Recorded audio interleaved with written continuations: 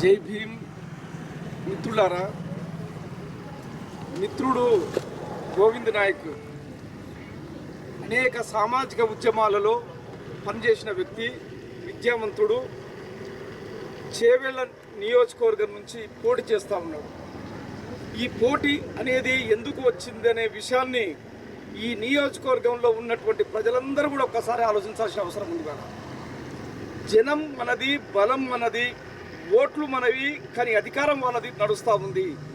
కాబట్టి ఓట్లు, మెజార్టీ ఓట్లు మనవి కనుక మన ఓట్లు మన అభ్యర్థికి వేసుకోవాల్సిన అవసరం ఉంది. ఆ అభ్యర్థి ఎలాంటి అభ్యర్థి అంటే గోవింద్ నాయక్ అనేక ప్రజా ఉద్యమాల్లో పనిచేసిన వ్యక్తి.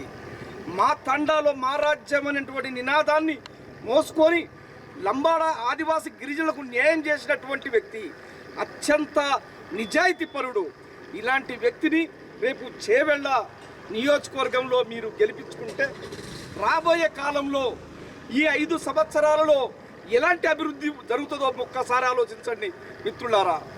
అంటే ఇప్పుడు ఈ ప్రజాస్వామ్యాన్ని జనస్వామ్యంగా, అగ్రకుల స్వామ్యంగా చేస్తున్నటువంటి ఈ సందర్భంలో బహుజన ముక్తి పార్టీ మహనీయులు నాటి గౌతమ బుద్ధుడు నుంచి, అశోకుడు నుంచి, మహాత్మా జ్యోతిరావు ఫులే నుంచి, అంబేద్కర్ నుంచి, కాంశీరామ్ నుంచి ఇవాళ భారతదేశంలో అత్యంత గొప్ప సాహసవేత్త అయినటువంటి మాన్యులు వామన్ మేశ్రామ్ సార్ వరకు కూడా వాళ్ళ ఆశయాలను ముందుకు తీసుకెళ్తా ఉన్నాం. మన బహుజన రాజ్యం రావాలంటే, మన బహుజనులకు న్యాయం జరగాలంటే, 85% ఉన్నటువంటి ఎస్సీ, ఎస్టీ, బీసీలు, మైనార్టీలకు న్యాయం జరగాలంటే బహుజన ముక్తి పార్టీ అధికారంలోకి రావాల్సిన అవసరం ఉంది. అది గోవింద్ నాయక్ వస్తేనే సాధ్యమవుతుందన్న విషయం మనం అర్థం చేసుకోవాల్సినటువంటి అవసరం ఉంది మిత్రులారా. అతను చేసిన పోరాటాలు ఒకసారి అర్థం చేసుకోవాల్సిన అవసరం ఉంది.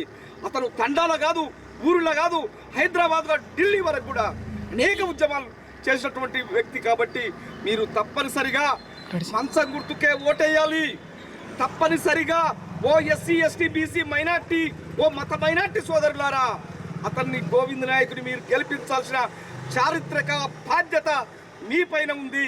రాజ్యాంగబద్ధంగా మహనీయుడు డాక్టర్ బిఆర్ అంబేద్కర్ మనకు ఓటు ఇచ్చాడు. ఆ ఓటుని ఇతర అగ్రవర్ణ దోపిడీ కులాల పార్టీలకు ఓటును వేయకండి, గోవింద్ నాయక్ ఓటు వేయండి అనేటువంటి విషయాన్ని మీకు తెలియజేస్తా ఉన్నాం. ఇంతకుముందు మా మిత్రుడు దాసరాం నాయక్ చెప్తూ, మీరు ఓటు వేస్తే రాజ్యాంగాన్ని గెలిపించినట్లు, మీరు ఓటు గోవింద్ నాయక్ వేస్తే ప్రజాస్వామ్యాన్ని గెలిపించినట్లు, మీరు గోవింద్ నాయక్ ఓటేస్తే అంబేద్కర్ ఆలోచనని గెలిపించినట్లు. కాబట్టి ఓ ఎస్సీ, ఎస్టీ, బీసీ, మత మైనార్టీ మహిళలారా, మీరు మాత్రం తప్పనిసరిగా గోవింద్ నాయక్ ఓటు వేయాలని, ప్రజాస్వామ్యాన్ని గెలిపించాలని కోరుతున్నాం మిత్రులారా. జై భీమ్, జై మునివాస్.